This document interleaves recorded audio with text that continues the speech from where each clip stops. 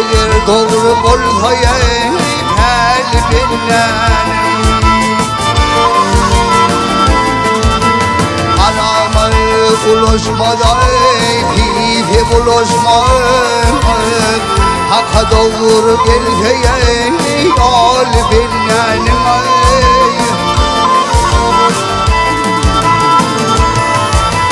Kabrına kalmazlar dünya malına Yüzü kara soğan gelmez teline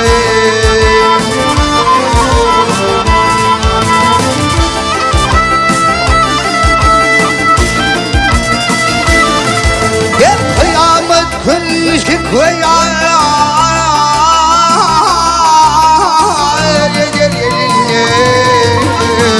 Yıkasıl yığılene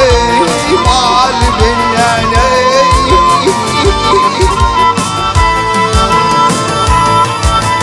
Ahmin binlene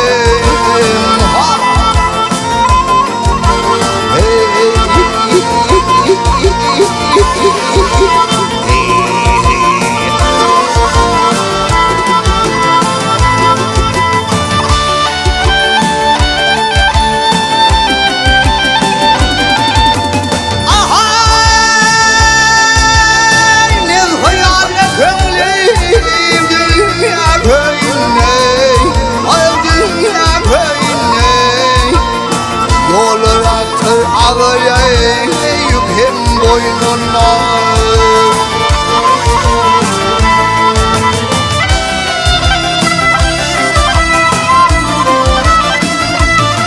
Hep ayağı talemde yar Geliyor yine Asıl ağzında dere Bil benene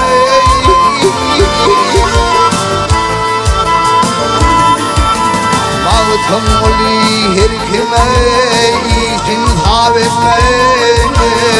Malgumdur ki ahır yetkin hop etmez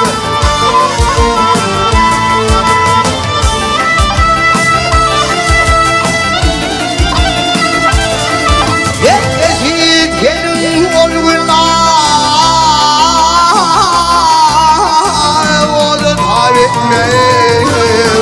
Yarım şık bolere hal binnene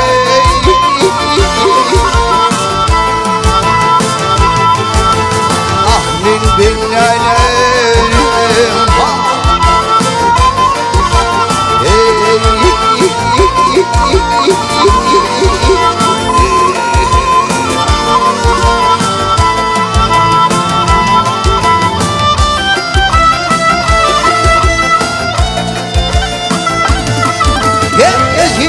Yevinin olguna O da tavetmez Yarım şık bolere hal binnene Hal binnene